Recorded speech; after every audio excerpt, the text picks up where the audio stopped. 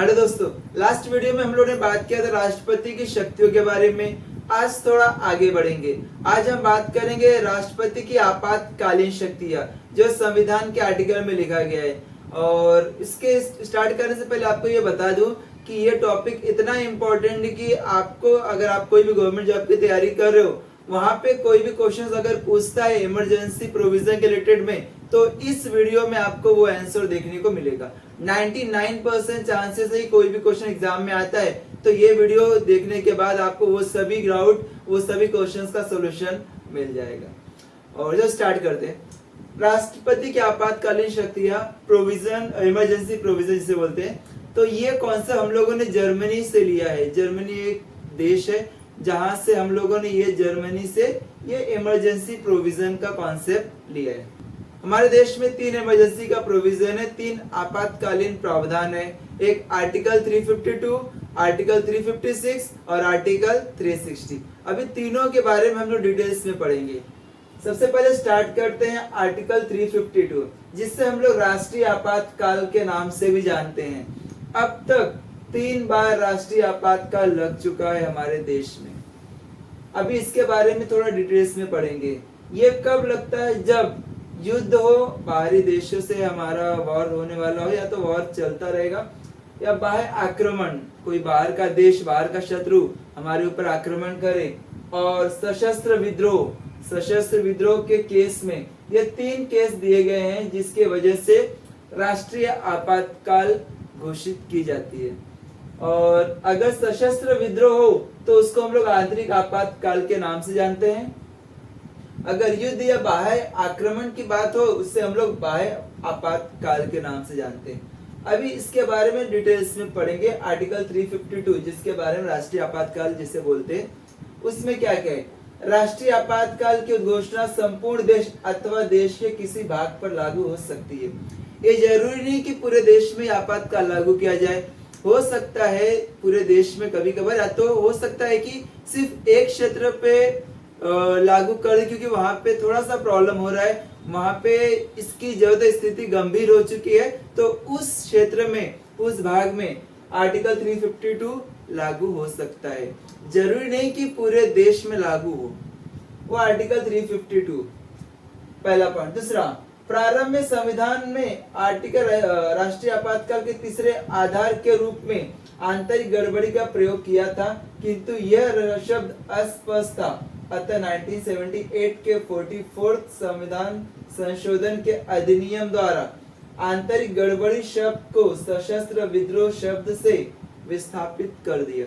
यह ध्यान देना, यहाँ पे जो सशस्त्र विद्रोह है, इसके पहले यहाँ पे था हमारा आंतरिक गड़बड़ी।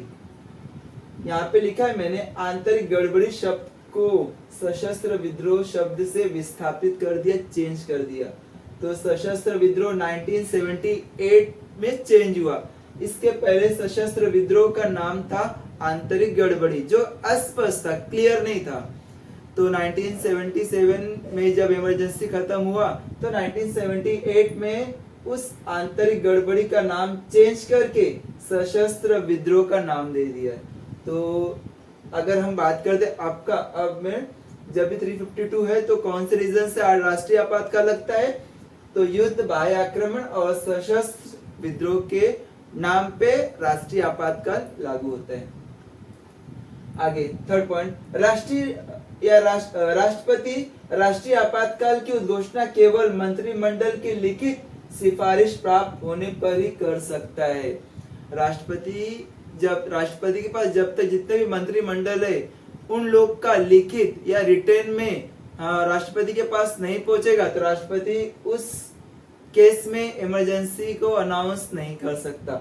लेकिन एक बात याद रखना, जो 1975 का इमरजेंसी लागू हुआ था, तो उस समय इंदिरा गांधी ने बिना मंत्रिमंडल से परमिशन लिए सीधा राष्ट्रपति को बोले कि आप अनाउंस करो इमरजेंसी, या आर्टिकल 352 लागू करने की बात कही, और तात्कालिक राष्ट्रपति ने 352 लागू कर दिया था। तो ये ना कि प्रधानमंत्री की वजह से, बल्कि मंत्रिमंडल की सहमति जरूरी होती है, उसके बाद ही राष्ट्रपति क्या कर सकते हैं, राष्ट्रीय आपातकाल घोषित कर सकते हैं। अभी यहीं पे लिखा है केवल मंत्रिमंडल की सहमति से, सिर्फ मंत्रिमंडल की सहमति होनी चाहिए, उसके बाद ही राष्ट्रीय आपातकाल घोषित हो सकता है, ना कि मात्र प्रधानमंत्री के सलाह। वहां पे सिर्फ प्रधानमंत्री बोलेगा राष्ट्रपति को कि आप आपातकाल घोषित करो, तो राष्ट्रपति नहीं घोषित कर सकता। लेकिन उस समय 1975 में इंदिरा गांधी जी के कहने पे उस समय के तात्कालिक राष्ट्रपति ने इस इमरजेंसी घोषित किया था, राष्ट्रीय आपातकाल घोषित किया था। आगे नेक्स्ट पॉइंट, आपातकाल 6 माह तक जारी रहेगा तथा प्रत्येक 6 माह में संसद के अनुमोदन से इसे अनंत काल तक बढ़ाया जा सकता है। बोलने का मतलब ये है कि एक बार इमरजेंसी लागू हो गया तो उस इमरजेंसी को हर 6 महीने में बढ़ा सकते हैं और वो अनंत काल तक हो सकता है, लंबे समय तक हो सकता है, इसका कोई टाइम पीरियड नहीं है। लेकिन परमिशन क्या है, उसमें रिक्वायरमेंट क्या है कि संसद का परमिशन होना चाहिए। अगर संसद परमिशन दे रही है तो उसको इमरजेंसी एक्सटेंड कर सकते हैं।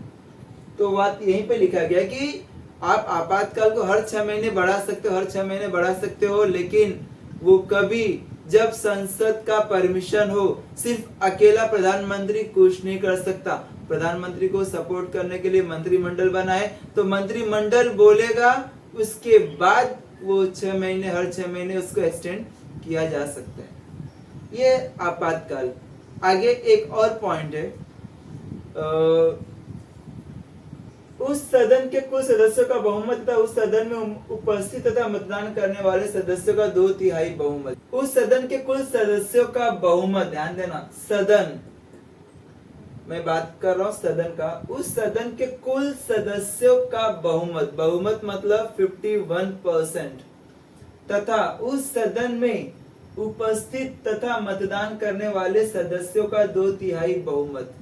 जब ये सेशन चलता होगा तो जो भी सदन में है, जो भी वहां पे हैं, तो लोकसभा की बात करो तो लोकसभा में जितने भी टोटल मेंबर्स हैं, उस मेंबर्स में उसका पहले मेजोरिटी होना चाहिए।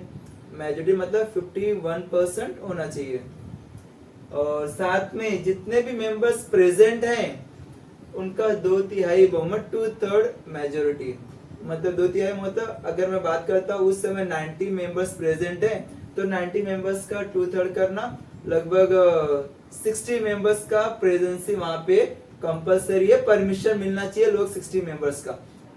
ये सदन में अगर ये बहुमत मिलता है तो इमरजेंसी लागू होता है। ये आर्टिकल हुआ 352 का। अब आर्टिकल देखेंगे 356 के बारे में। 356 में क्या बोला है?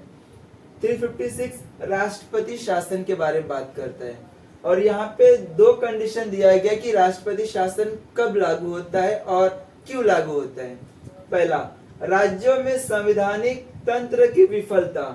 संवैधानिक तंत्र मतलब अगर उस राज्य में प्रॉपरली काम नहीं हो, सरकार काम नहीं कर पा रही है, जो संवैधानिक तंत्र, जो कॉन्स्टिट्यूशन का जो सिस्टम है वो प्रॉपर वर्क नहीं हो पा रहा है, तो उस केस में वहां पे राष्ट्रपति शासन लागू हो सकता है। दूसरा, राज्य आपातकाल या संवैधानिक आपातकाल, उसे दोनों नाम से भी जानते हैं। अगर वहां पे ऐसा होता है तो उसको राज्य आपातकाल भी बोलते हैं या संवैधानिक आपातकाल के नाम से भी जानते हैं। अब इसके बारे में थोड़ा सा रीड कर रहे 356 के बारे में, ध्यान देना।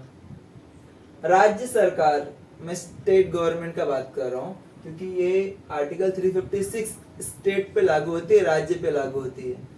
तो राज्य सरकार संविधान के प्रावधानों के अनुरूप नहीं चल सक रही है, तो जो प्रोविजन लिखा है कॉन्स्टिट्यूशन में, जो संविधान में प्रोविजन लिखा है उसके अनुरूप, उसके रिलेटेड में अगर वो राज्य नहीं चल पा रहा है तो उस केस में राष्ट्रपति शासन या प्रेसिडेंशियल रूल वहां पे लागू होते हैं। दूसरा, कोई राज्य केंद्र द्वारा दिए गए निर्देशों का पालन करने या उसे प्रभावी करने में असफल होता है।